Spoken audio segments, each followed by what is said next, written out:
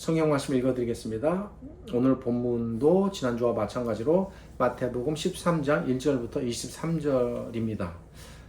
그런데 오늘은 이 중에서 14절부터 16절을 중심으로 오늘 말씀을 나누려고 하는 까닭으로 14절, 15절, 16절 이 세 구절을 읽어드리도록 하겠습니다. 이사야의 예언이 그들에게 이루어졌으니 일렀으되 너희가 듣기는 들어도 깨닫지 못할 것이요 보기는 보아도 알지 못하리라. 이 백성들의 마음이 완악하여져서 그 귀는 듣기에 둔하고 눈은 감았으니 이는 눈으로 보고 귀로 듣고 마음으로 깨달아 돌이켜 내게 고침을 받을까 두려워함이라 하였느니라. 그러나 너희 눈은 봄으로 너희 귀는 들음으로 복이 있도다. 오늘은 이 비유의 말씀 가운데 이 세 구절을 중심으로 말씀을 나누겠습니다. 우리는 지난 시간까지 이 비유에 대해서 세 번에 걸쳐 살펴보았습니다. 첫 번째 시간에는 이 비유를 이해함에 있어서 우리가 어떤 관점으로 이 비유를 이해해야 하는가에 대해 말씀을 드렸습니다. 이 비유에는 말씀드린 것처럼 씨 뿌리는 자, 씨, 밭, 이 비유에 세 가지 구성 요소가 등장하는데 우리는 씨나 밭이 중심이 아닌 씨를 뿌리는 자 중심으로 예수님의 이 천국 비유를 이해해야 한다고, 그 방향에서 접근해야 한다고 말씀을 드렸습니다. 그 이유는 천국을 만드시고 천국을 세상에 이끌어 들이시고 그리고 그 천국에 대한 말씀을 각 사람의 마음속에 뿌리시는 이 모든 과정 속에 중심이 되는 분이 예수님이시기 때문입니다. 그러기에 이 비유에 등장하는 씨 뿌리는 자, 이분은 곧 예수님 자신을 나타내게 되는데, 그러기에 우리는 이 비유를 예수님 중심으로, 즉 비유를 따르자면 씨 뿌리는 자 중심으로 이해해야 한다고 말씀을 드렸습니다. 다음으로 두 번째 시간에는 그렇다면 왜 예수님께서는 천국에 대해 특별히 비유라는 방법을 통해 가르치셨을까에 대해 말씀을 드렸습니다. 첫째, 그 이유는 당시 제자들과 청중들이 천국이 너무 모호하고 천국을 아는 것이 너무 어려웠습니다. 이에 예수님께서는 천국에 대해 그들에게 비유로 가르치셨을 때에 그들이 이 천국에 대해서 가장 이해하기가 쉬웠을 것으로 생각하고 비유로 가르치셨습니다.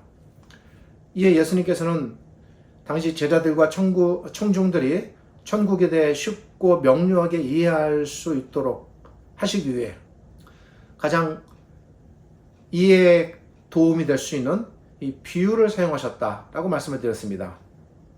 그리고 이에 대한 근거로 마가복음 4장 33절과 34절 그리고 마태복음 13장 51절을 말씀드렸습니다. 이 두 구절을 통해 예수님께서 천국에 대한 말씀을 비유로 가르치셨을 때에 당시 사람들이 천국에 대해 쉽게 잘 깨달을 수 있었음을 우리가 보았습니다. 마태복음 33절과 34절은 이렇게 말합니다. 예수께서 이러한 많은 비유로 그들이 알아들을 수 있는 대로 말씀을 가르치시되 비유가 아니면 말씀하지 아니하시고 다만 혼자 계실 때에 그 제자들에게 모든 것을 해석하시더라. 또 마태복음 13장 51절은 이렇게 말합니다. 예수님께서 이 모든 것을 깨달았느냐 하시니 대답하되 그러하오이다. 예수님께서 천국에 대해 비유를 통해 가르치셨을 때에 당시 제자들은 이렇게 천국에 대해 잘 이해하고 알 수 있었다라는 것을 알려줍니다. 자, 그리고 지난 주일인 세 번째 시간에는 예수님께서 천국에 대해 비유로 가르치신 또 다른 중요한 구약적 이유가 있었음을 말씀드렸습니다. 그것은 구약이 예언하기를 장차 그리스도께서 오시면 그분께서는 천국에 대한 모든 비밀들을 비유를 통해 가르치실 것인데, 그러기에 천국에 대한 비밀을 만약에 비유로 가르치시는 분께서 오시면 그가 곧 그리스도이심을 너희는 알라 라는 구약의 가르침이 이미 있었다는 것입니다. 그러기에 예수님께서 천국에 대해 비유로 가르치신 것은 1차적으로는 예수님께서 사람들이 천국에 대해 쉽게 알게 하시기 위해 비유를 사용하신 것이지만 예수님께서 천국에 대해 비유로 가르치신 좀 근본적이고도 2차적인 목적은 예수님께서 천국에 대해 비유로 가르치셨을 때에 예수님께서는 곧 구약에 예언한 바로 그 그리스도라는 사실을 나타내는 것이다 라고 말씀을 드렸습니다. 이에 대한 근거를 말씀드리기 위해서 마태가 시편 78편 2절을 인용한 부분에 대해 지난 주일에 설명을 드렸습니다. 마태는 시편 78편 2절에 내가 입을 열고 비유를 베풀어서 옛 비밀한 말을 발표하리니 라는 구약의 예언을 마태복음 13장 35절에서 이는 선지자로 말씀하신 바 내가 입을 열어 비유로 말하고 창세로부터 감추인 것들을 드러내리라 함을 그 다음이 중요합니다. 이루려 하심이니라 이렇게 라고 인용함으로써 예수님께서 천국에 대해 비유로 가르치신 것은 곧 시편 78편 2절의 예언을 이루시는 것을 의미하며 이는 곧 예수님께서 천국에 대해 이 비유로 가르치신 것을 통해서 예수님께서는 구약이 예언한 오실 그 그리스도다라는 사실을 나타내는 증거다라고 마태가 밝히고 있다는 사실입니다. 자, 이제 오늘은 씨 뿌리는 자에 대한 이 비유를 살펴보는 네 번째 시간입니다. 간략하게나마 제가 앞전의 설교들을 복귀해드리는 이유는 이 설교들이 전부 다 논리적으로 맞물려 있고 연관되어 있기 때문에 자세하게 다시 설명은 안 드립니다만 간략하게 짚어서 오늘 설교를 이해할 수 있도록 그렇게 제가 돌로 다리를 놓듯 놓아드리는 겁니다. 제가 이 비유에 대한 이제 말씀을 드릴 때 첫 번째 시간에 앞으로 살펴볼 이 비유에 대한 전체적인 내용을 그 개요를 오리엔테이션 해드리면서 이 비유에는 우리가 풀어야 할 한 가지 난해한 해석의 부분이 있다고 말씀드린 바가 첫 시간에 있었습니다. 이제 오늘은 그 부분에 대해 말씀을 드리려고 합니다. 예수님께서 천국에 대해 비유로 알기 쉽게 설명해 주셨음에도 불구하고 당시 제자들은 이 비유의 의미에 대해 잘 알지를 못했습니다. 이에 예수님께서는 씨 뿌리는 자에 대한 예수님의 비유에 대한 의미를 풀어 설명해 주셨습니다. 그 부분이 10절부터 23절에 해당하는 본문의 후반부입니다. 이 중에서 오늘은 예수님의 이 설명 중에서 특별히 10절부터 17절을 중심으로 살펴보려고 합니다. 먼저 살펴보고자 하는 구절은 본문 14절과 15절입니다. 이 부분은 예수님께서 제자들에게 비유에 대한 의미를 설명해 주시기에 앞서서 예수님께서 당시 제자들과 이사야 선지자 시대의 이스라엘 백성을 비교하시면서 예수님께서 이사야서 6장 9절 10절을 인용하여 제자들에게 말씀하셨는데 기록자 마태는 예수님의 이러한 의도를 잘 파악해서 예수님의 의도대로 예수님께서 인용하신 이사야 6장 9절 10절을 본문 14절과 15절에 기록해 두었습니다. 그러니까 본문 14절 15절은 이게 좀 독특한 게 보통은 신약의 기록자들이 예수님의 어떤 면들을 보고 이것은 이렇게 구약을 이룬 것이다라고 구약에 대한 기록을 기록자가 이 부분 잘 보세요. 기록자가 구약의 인용을 갖다가 이렇게 성취된 것이다라고 보통 기록하는 경우가 많은데 이 부분은 좀 독특하게도 예수님 스스로가 이사야서 6장 9절 10절을 예수님이 직접 인용하셨습니다.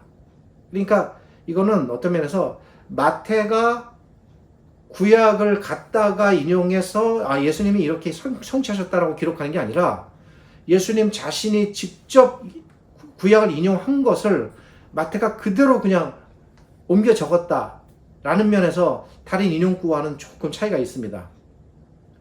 그러니까 예수님께서 이 이사야서에 대해서 어떤 시각을 갖고 있으셨다는 겁니다. 그 시각이 여기서 이제 중요하게 부각되는 부분입니다. 본문 14절과 15절을 이사야서 6장 9절 10절과 비교하여 살펴보면 다음과 같습니다. 먼저 이사야서 6장 9절과 10절을 읽어드립니다. 여호와께서 이르시되 가서 이 백성에게 이르기를 너희가 듣기는 들어도 깨닫지 못할 것이요 보기는 보아도 알지 못하리라 하여 이 백성의 마음을 둔하게 하며 그들의 귀가 막히고 그들의 눈이 감기게 하라. 이런 표현들을 보면 여기서 동사는 전부 다 사역 동사라는 게 있습니다. 히브리어에는 직접 누구에게 명령하는 것이 아니라 제3자를 통해서 다른 누군가에게 이렇게 하게 하라라는 사역의 의미가 있습니다. 전부 사역 동사로 쓰였습니다. 이렇게 하라 염려하건대 그들이 눈으로 보고 귀로 듣고 마음으로 깨닫고 다시 돌아와 고침을 받을까 하노라 하시기로. 여러분 이제 이것이 이사야서의 기록입니다. 다음으로 이 부분을 인용하여 예수님께서 말씀하신 14절과 15절은 이렇게 말합니다. 미리 다시 말씀드립니다만 마태가 창의적으로 인용한 것이 아니라 예수님께서 인용하셨다는 겁니다. 그러니까 예수님의 입에서 나오는 말씀입니다. 이사야의 예언이 그들에게 이루어졌으니 일렀으되 너희가 듣기는 들어도 깨닫지 못할 것이요 보기는 보아도 알지 못하리라. 이 백성들의 마음이 완악하여져서 그 귀는 듣기에 둔하고 눈은 감았으니 이는 눈으로 보고 귀로 듣고 마음으로 깨달아 돌이켜 내게 고침을 받을까 두려워함이라 하였느니라. 자 보십시오. 이 두 곳의 기록은 분량에 있어서는 약간의 차이가 있습니다만 내용적으로나 그리고 나타난 표현으로나 거의 유사한 방식으로 기록되어 있습니다. 무슨 말씀인가 하니 예수님께서는 이사야서 6장 9절 10절을 크게 변형시키지 않으시고 그대로 가져다가 인용하여서 이 부분을 당시 제자들에게 말씀하셨다는 사실입니다. 이 두 곳의 기록을 비교해 보면 거의 그 기록된 내용이나 표현이 거의 이게 복사한 것처럼 동일하게 나타납니다. 예수님께서 이사야의 기록을 바꾸시거나 변형치 않으시고 그대로 사용하셨다는 것은 무엇을 의미할까요? 그것은 예수님께서 이사야서 6장 9절과 10절의 이 말씀을 직접 하시면서 그 기록된 내용을 통해서, 그러니까 인용 부분을 통해서 당시 이스라엘 백성에게 지금 그대로 적용하고 있다는 것입니다. 여기서 우리가 살펴보아야 할 부분이 등장하게 됩니다. 그것은 그렇다면 그대로 적용하였다고 했으니까 그러면 이사야 선지자 당시에 이 이사야의 기록은 당시는 어떤 의미를 지녔을까? 또한 예수님 당대의 이스라엘 백성은 또 어떠했기에 예수님께서는 이사야 선지자 시대의 그 구약 이스라엘 백성에 대한 기록을 신약인 예수님 당시의 이스라엘 백성에게 그대로 적용시키셨을까? 이사야 선지자 시대의 이스라엘 백성과 그리고 예수님 시대의 이스라엘 백성에게는 어떤 면에서 이게 그대로 적용될 수밖에 없는 공통적인 면이 있었을까? 우리가 이제 이 부분을 생각해야 하는 것입니다. 이사야 선지자는 주전 739년부터 주전 680년까지 이스라엘이 남북으로 갈라진 이후에 남쪽 유다에서 활동했던 남유다의 선지자였습니다. 이사야 선지자가 선지자로 활동을 시작하고 얼마 후인 주전 722년에 북쪽 이스라엘은 아수르에 의해서 멸망을 먼저 당했습니다. 이러한 당시 북쪽 이스라엘의 멸망을 분명히 이사야 선지자가 다 목격했습니다. 그러면서 그는 남쪽 유다의 선지자로 활동을 하게 되는 것입니다. 자, 그 상황, 그 배경을 우리가 이렇게 이제 생각하면서 들어가야 됩니다. 북쪽 이스라엘의 멸망의 주된 원인은 이스라엘 백성의 우상 숭배와 그리고 그와 맞물려 돌아가는 그들의 심각한 정치, 도덕, 사회적 부패였습니다. 이러한 이스라엘 백성의 멸망을 바라보면서 이사야 선지자는 이러한 북이스라엘의 멸망이 이제 남유다에게도 머지 않았다. 곧 닥치게 될 것이다. 라는 사실을 예견하게 됩니다. 이사야 선지자는 남쪽 유다의 백성도 회개하고 돌아오지 않으면 그들도 분명 북이스라엘 백성처럼 그 길을 똑같이 멸망의 길을 갈 수밖에 없다라는 사실을 너무나도 잘 알았고 또 그 부분에 대해서 하나님께로부터 계속 예언의 말씀을 의탁받았습니다. 이러한 이사야 선지자의 심정이 이사야서가 시작되는 첫 부분부터 아주 매우 적나라하게 나타나게 됩니다. 이사야 선지자는 이사야서가 시작되는 1장 2절부터 8절에서 이렇게 말합니다. 하늘이여 들으라, 땅이여 귀를 기울이라. 여호와께서 말씀하시기를 내가 자식을 양육하였거늘 그들이 나를 거역하였도다. 소는 그 임자를 알고 나귀는 그 주인의 구유를 알건만은 이스라엘은 알지 못하고 나의 백성은 깨닫지 못하는도다 하셨도다. 슬프다 범죄한 나라여, 허물진 백성이여, 행악의 종자여, 행위가 부패한 자식이로다. 그들이 여호와를 버리고 이스라엘의 거룩하신 이를 만홀히 여겨 멀리하고 물러갔도다. 너희가 어찌하여 매를 더 맞으려고 패역을 거듭하느냐. 온 머리는 병들었고 온 마음은 피곤하였으며 발바닥에서 머리까지 성한 곳이 없고 상한 것과 터진 것과 새로 맞은 흔적뿐이거늘 그것을 짜며 싸매며 기름으로 부드럽게 함을 받지 못하였도다. 너희의 땅은 황폐하였고 너희의 성읍들은 불에 탔고 너희의 토지는 너희 목전에서 이방인에게 삼켜졌으며 이방인에게 파괴됨 같이 황폐하였고 딸 시온은 포도원의 망대같이 참외밭의 원두막같이 애워싸인 성읍같이 겨우 남았도다. 너무나 심각한 상황입니다. 이사야 1장에 나타난 이 기록은 당시 이사야 선지자 시대에 남유다의 남은 백성들이 어떠했음을 알려줍니다. 그런데 그런 이스라엘 백성을 하나님께서 그냥 완전히 버리셨을까? 또 그렇지 않습니다.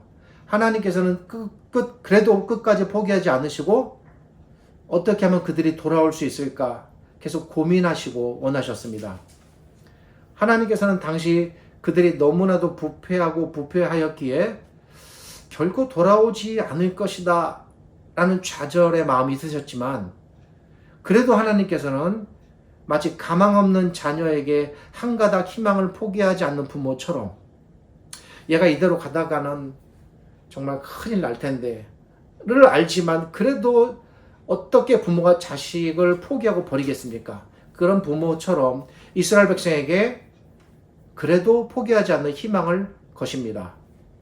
하나님께서 그렇게 한 가닥 희망을 끝까지 버리지 않으셨기 때문에 하나님께서는 남유다 백성에게 이사야 선지자를 보내셨고 선지자로 활동하게 하신 것입니다. 그리고 하나님께서는 그러한 하나님의 희망을 선지자를 통해 이스라엘 백성들에게 전하게 하십니다. 아까 읽어드린 부분은 그들의 죄가 얼마나 컸고 그로 인해서 닥쳐올 심판이 얼마나 무섭고 확정적인 걸 알려주지만 그럼에도 불구하고 하나님께서 가지고 계신 희망이 또 어떠함을 이어지는 1장 18절은 이렇게 말합니다. 여호와께서 말씀하시되 오라 우리가 서로 변론하자. 너희 죄가 주홍 같을지라도 눈과 같이 희어질 것이요 진홍같이 붉을지라도 양털같이 희게 되리라. 여기서 분명히 나타나는 하나님의 마음은 무엇입니까? 그것은 앞서 말씀드린 것처럼 이스라엘 백성의 죄가 너무 무거워서 도저히 심판이 아니면 그 죄를 다스릴 길이 없겠지만 그래도 하나님께서는 그들이 회개하고 돌아오기를 바라시는 이 한 가닥 희망의 끈을 계속 붙잡고 계셨다는 것입니다. 이사야 6장 9절과 10절은 예수님께서 인용하신 부분이요. 이 부분은 이스라엘 백성이 돌아오기를 간절히 바라시는 방금 읽어드린 이 주홍 같은 죄를 희귀하리라 라는 이 1장 18절 말씀을 기반으로 하는 하나님의 마음을 역설적으로 표현하는 구절들이 됩니다. 다시 읽어드리면 예수님께서 인용하신 이사야 6장 9절 10절은 이렇게 말합니다. 여호와께서 이르시되 가서 이 백성에게 이르기를 너희가 듣기는 들어도 깨닫지 못할 것이요 보기는 보아도 알지 못하리라 하여 이 백성의 마음을 둔하게 하며 여기서 사역 동사에 집중하셔야 됩니다. 그들의 귀가 막히고 그들의 눈이 감기게 하라. 염려하건대 그들이 눈으로 보고 귀로 듣고 마음으로 깨닫고 다시 돌아와 고침을 받을까 하노라 하시기로. 결론적으로 말씀드리면 이 기록은 있는 그대로 해석하시면 안 됩니다. 논리적인 모순에 빠집니다. 이 기록은 역설적인 표현입니다. 무슨 말씀인가 하니 이 구절을 있는 그대로 표면적으로 이해하면 이는 마치 하나님께서 이스라엘 백성의 멸망을 바라시는 것처럼 그리고 이미 결정하신 것처럼 그래서 마치 하나님께서 이스라엘 백성이 하나님의 말씀을 듣고 회개하여 돌아오는 것을 원치 않으시는 것처럼 보이지만 이 구절은 그런 뜻이 아닙니다. 이 구절은 하나님께서 이스라엘 백성이 회개하고 돌이키기를, 그래서 그들이 하나님의 심판을 피할 수 있기를 간절히 원하시는데, 이거는 변함이 없는 겁니다. 이 자체를 흔들리게 보시면 안 됩니다. 이건 변함이 없습니다. 그래서 하나님께서 이사야 선지자를 보내셨습니다. 그런데 그럼에도 불구하고 그들은 지금까지 그들이 살아온 모습들을 볼 때 결코 돌이키지 않으실 것이다 라는 사실을 하나님께서 또한 아셨기 때문에, 그렇게 끝까지 회개하지 않는다면 그런 자들은 차라리 선지자의 외침을 듣지 않는 편이 낫다, 그런 하나님의 심정을 역설적으로 표현한 것입니다. 아무리 선지자를 보내도 하나님께서는 그들이 결코 돌이켜 회개하지 않을 것임을 너무나도 잘 아셨기 때문에, 그런 자들이 회개라도 한답시고 무늬만 회개인 양 회개하는 척, 그렇게 속지 않으시겠다는 겁니다. 또 회개한답시고 선지자의 외침을 듣는 척, 그런 역사적 사례들이 구약에 굉장히 많았습니다. 이렇게 보내셔서 말씀하시면 듣는 척 하는데 그 실상 그 뒤에 나오는 그들의 행동과 말들은 전혀 그런 게 아니었습니다. 또 회개한답시고 예, 알겠습니다. 예, 돌아올게요, 하나님. 하나님께 돌아오는 척 흉내를 내지만 실상은 마음속에서 진정으로 그렇게 돌아오는 것은 없고, 그런 거짓된 모습을 너희가 자꾸 보이는데 그런 모습들을 내가 보느니 너무 힘들다라는 거예요, 하나님께서는. 그런 자들에게는 차라리 오히려 더 심각한 상황을 자꾸 만들어내니 나의 마음, 이 선지자의 예언이 그들에게는 감춰지고 전달되지 않는 것이 오히려 더 나을 지경이다 라는 하나님의 심정을 역설적으로 표현한 것입니다. 이해가 되시겠죠? 따라서 이사야서 6장 9절과 10절의 이 말씀은 하나님께서 이스라엘 백성이 회개하고 돌아오는 것을 아예 차단하시기 위해서 그들의 눈과 귀를 다 막고 이사야 선지자의 예언이 전달되지 말게 하라는 말씀이 아닙니다. 그런 것이 아니라 전달돼야 합니다. 그리고 외치라는 것입니다. 그러나 그럼에도 불구하고 그들이 결코 돌아오지 않을 것임을 너무나도 잘 아시기에 그런 아픈 하나님의 마음을 역설적으로 표현한 것이다 라고 이해하시면 되겠습니다. 그러니까 우리가 알고 있는 하나님의 성품과 하나님 되심에 전혀 모순되지 않습니다. 정리하면 이 구절은 이렇게 풀이할 수가 있습니다. 그러니까 그 의미에 맞게 제가 조금 각색하면 이렇게 됩니다. 그들은 아무리 들어도 결코 돌이켜 회개하지 않을 것이다. 그들은 아무리 들어도 결코 진심으로 돌아오지 않을 것이다. 그들이 회개한다고 말하고 해도 그건 전부 다 표면적인 것이다. 그러니 그런 자들은 차라리 선지자 너의 예언을 듣지 않는 편이 더 좋을지 모르겠다. 그들에게 나의 예언이 아무리 전달돼도 그 일은 모두 헛된 일이다. 이런 실제 내면적 의미는 이렇습니다. 이것을 이렇게 하나님께서 인간의 정서로 담아 역설적으로 표현한 것입니다. 이런 이사야 선지자의 글을 예수님께서 당시 유대인들에게 그대로 적용하여 말씀하신 것입니다. 물론 이 말씀을 듣는 그 대상은 제자들이지만 제자들이 이렇다는 것이 아니라 제자들에게 말씀하시되 이에 해당되는 예수님께서 염두에 두신 대상은 유대인들, 다른 이스라엘 백성들입니다. 이것은 무엇을 의미합니까? 예수님께서는 이사야 선지자의 글을 인용하여 당대 유대인들에게 사실 제자들을 통해서 유대인들에게 하시는 말씀입니다. 이사야 선지자 시대의 이스라엘 백성은 아무리 선지자의 외침을 들어도 듣지 않았다. 돌이키지 않았다. 그래서 우리가 알던 그 역사가 어떻게 되었습니까? 그들은 멸망받았다. 그처럼 너희도 현재 그들을 본받아 아무리 천국에 대해 들어도 돌이키거나 아마 깨닫지 못할 것이다. 여기서 깨닫지 못한다는 것은 이해의 면에서 지능적인 면을 말하는 것이 아니라 마음이 깨닫는 마음을 갖지 못할 것이다 라는 의미가 됩니다. 너희도 이사야 선지자 시대에 그런 면에서 그 패역한 면에서 이스라엘 백성과 다르지 않다. 똑같다. 그러니까 너희는 들어도 깨닫지 못하게 될 것이 크고, 그런 너희에게 이 천국에 대한 비유는 차라리 들려지지 않는 편이 더 낫다 라는 그 구약시대의 하나님의 심정을 그대로 담아서 예수님도 자신의 심정을 당시 유대인들에게 하시는 겁니다. 이제 그 말씀을 듣는 그 앞에 청취자는 제자들이죠. 제자들이 이렇다는 것이 아니라 제자들에게 말씀하시면서 유대인들을 염두에 두고 하시는 말씀입니다. 결국 예수님께서도 구약시대와 동일한 심정으로 하나님과 동일하게 자신의 심정을 역설적으로 표현하셨습니다. 이것이 예수님께서 구약 이사야 선지자의 글을 인용하신 목적입니다. 정리하면 이렇게 됩니다. 이사야 선지자 시대에 이스라엘 백성이 회개하고 돌아오기를 우리 하나님께서는 간절히 원하셨습니다. 동일하게 예수님께서도 유대인들이 천국에 대한 이 씨 뿌리는 자의 비유를 듣고 그들이 천국에 대해서 깨닫기를 원하는 마음은 간절하십니다. 그거는 다르지 않습니다.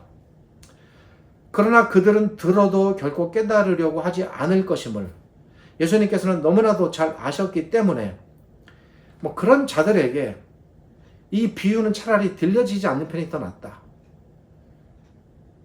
좀 속담의 그런 말인가요? 그런 표현 아시죠? 돼지의 진주 목걸이. 그 진주 목걸이가 귀하지만 그것을 알지 못하는 돼지에게는 무슨 의미가 있겠습니까?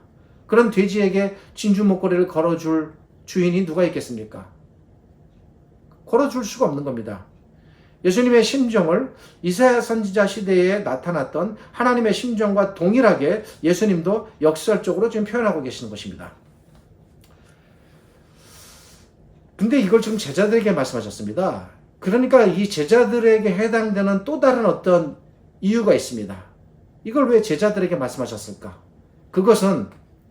이것이 만약에 제자들과는 전혀 상관없는 말씀이라면 유대인들에게 말씀하셨겠죠. 예. 바리새인 유대인들에게 선포하셨겠죠. 그러나 그렇지 않고 이걸 제자들에게 하셨다는 말씀은 뭔가 이 부분이 제자들과 접촉되는 부분이 있기 때문입니다. 예. 그게 뒤에 나타납니다. 보세요. 제자들은 어떻습니까? 다릅니다. 제자들은 예수님께 귀를 기울이는 사람들입니다. 제자들은 천국에 대한 예수님의 말씀을 듣고 귀 기울이는 사람들입니다.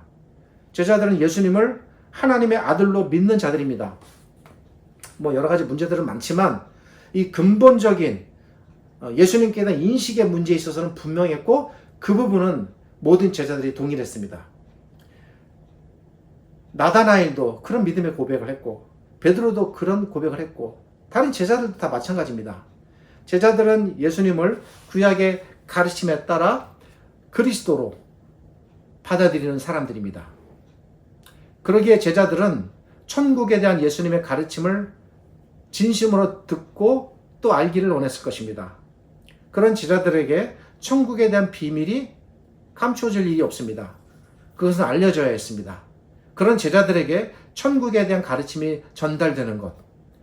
그래서 제자들이 천국에 대해서 잘 배워 천국 백성으로 이제 살아가는 것. 이건 너무나 당연한 일이었습니다. 그래서 예수님께서 물론 이사야서의 글을 인용해서 정말 혹독할 정도로 이렇게 지적하여 말씀하시지만 그 말씀을 제자들에게 하시는 이유는 뭐냐면 그들은 그렇지만 너희는 다르다라는 거예요. 너희는 뭐야? 이렇게 되는 겁니다. 천국에 대해 아는 것이 내가 그리스도임을 부인하고 나를 하나님께서 보내신 하나님의 아들임을 거절하는 자들.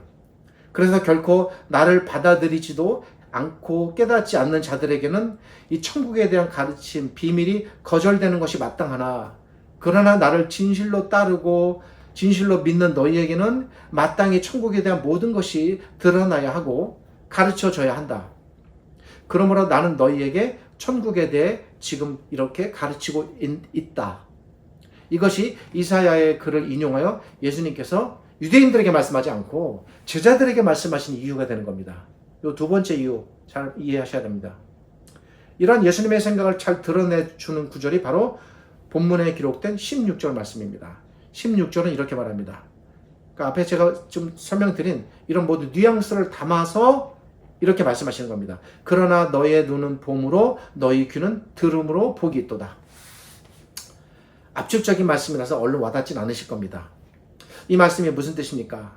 이 말씀은 말씀드렸듯 나를 거절하는 자들에게는 구약시대 이스라엘 백성처럼 그들에게 천국이 알려지는 것은 마땅히 비밀로 붙여져야 하나, 왜냐하면 그들은 천국에 대해 아무리 들어도 결국 깨닫거나 받아들이려 하지 않기 때문이다. 왜? 그들은 나를 부인하는 자들이기 때문이다. 이겁니다. 제가 계속 말씀드렸죠. 이 비유에 대한 가르침의 첫 시작은 예수님을 그리스도로 받아들이는 일로부터 시작한다고. 근데 거기서 막히니까 비유에 대한 가르침이 들어갈 수가 없는 겁니다. 그러나 너희는 다르다. 너희는 나를 받아들이고 따르는 자들이다. 그러기에 사랑하는 나의 제자들아, 너희는 천국에 대해 아는 것이 마땅하다. 그러므로 그런 너희가 너희의 눈으로 천국을 보고 너희의 귀가 천국에 대해 듣는 것은 당연하고 매우 복된 일이다. 천국을 보는 너희 눈은 그러니까 복되고 천국에 듣는 너희의 귀는 정말 복되구나. 이리 말씀하시는 겁니다. 그러니까 앞에 말씀하신 신랄한 지적은 유대인들에게, 그러나 너희는 다르다라는 것을 말씀하시기 위해서 복되다고 말씀하십니다. 오늘은 예수님의 씨 뿌리는 자의 비유에서 가장 이해하기 어려웠고 난해한 부분에 해당했던 이사야서 6장 9절 10절과 그리고 이에 대한 예수님의 인용에 해당하는 본문 14절 15절에 대해 살펴보았습니다. 예수님의 이 인용의 말씀을 우리에게도 적용할 수 있을까? 어떻게 생각하십니까? 당연히 적용할 수 있습니다. 이렇게 적용할 수 있습니다. 제자들이 예수님을 그리스도로 그리고 하나님의 아들로 믿고 받아들였습니다. 그러므로 그런 그들에게 천국에 대해 알려주고 그 비밀이 밝혀지는 것은 마땅했고, 제자들은 천국에 대해서 듣고 깨달아 허락되었고, 그 같은 원리로 그 천국이 이제 우리에게도 밝혀지고 허락되는 겁니다. 그런 의미에서 우리는 누구입니까?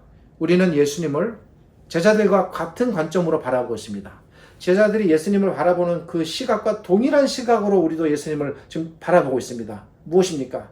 우리도 예수님을 그리스도로, 하나님께서 보내신 하나님의 아들로, 예수님을 우리의 유일한 구주시고, 또 나아가서 그분을 우리의 하나님으로 섬기고 받드는 자들입니다.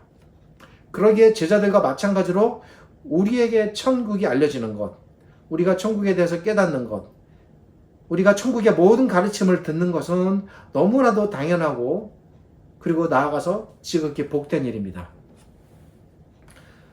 사랑하는 신자 여러분, 예수님께서 제자들에게 말씀하신 것처럼 천국에 대해 이 기록된 말씀을 보는 우리의 눈, 이 기록된 말씀을 통해 천국에 대해 듣는 우리의 귀, 그리고 이 기록된 말씀을 통해 천국에 대해 느끼고 배우는 우리의 전인격, 이처럼 천국에 대해서 읽고 배우는 우리의 눈과 귀와 전인격이 모두 복됩니다.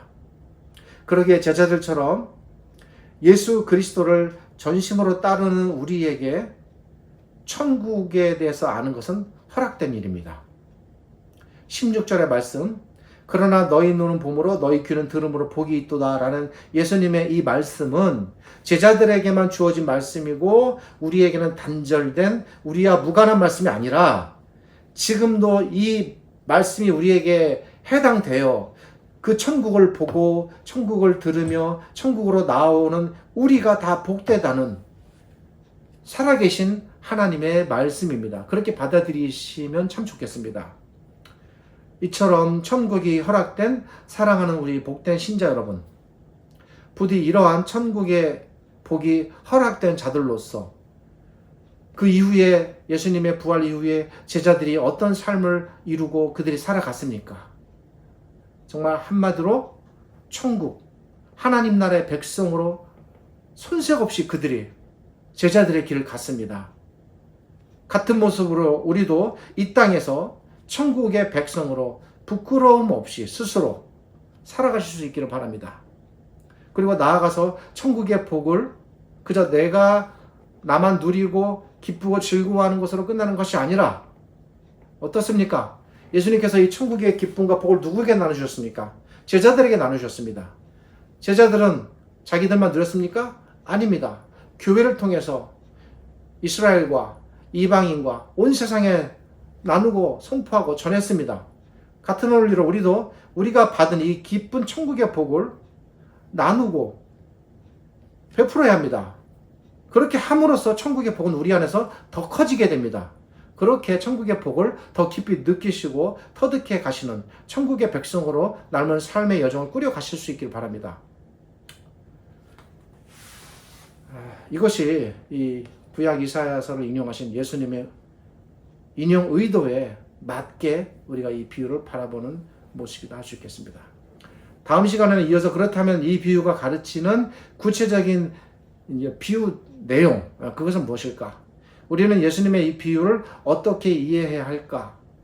이런 방향으로 주제를 가지고 이 비유에 대한 가르침 자체를 살펴보는 시간을 가지려고 합니다.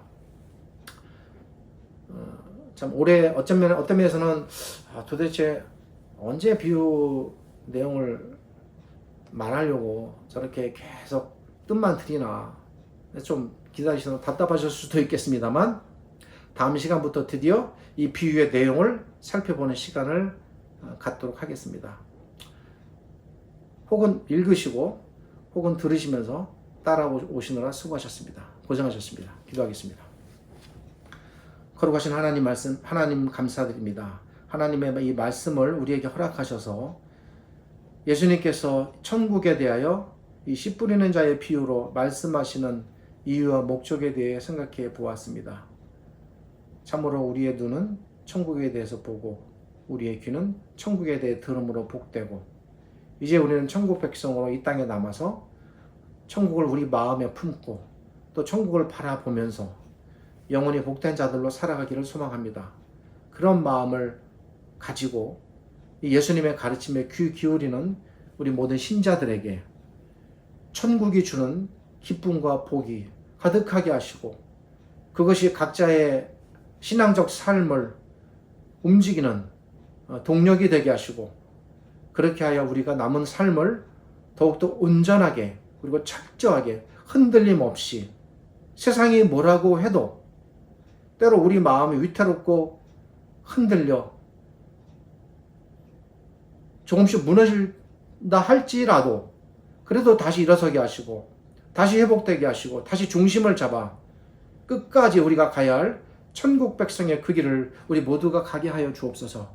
지금은 우리 주님 예수 그리스도의 은혜와 저희를 지극히 사랑하시는 아버지 하나님의 크신 사랑과 오늘 이 말씀으로 우리를 일깨우시고 천국의 백성으로 살아가도록 붙잡아 주시는 성령 하나님의 함께 하심이 이 말씀을 바라보고 사모하는 자들에게 하나님의 은혜가 가득하시기를 우리 주님 예수 그리스도의 이름으로 축복하며 기도드립니다. 아멘.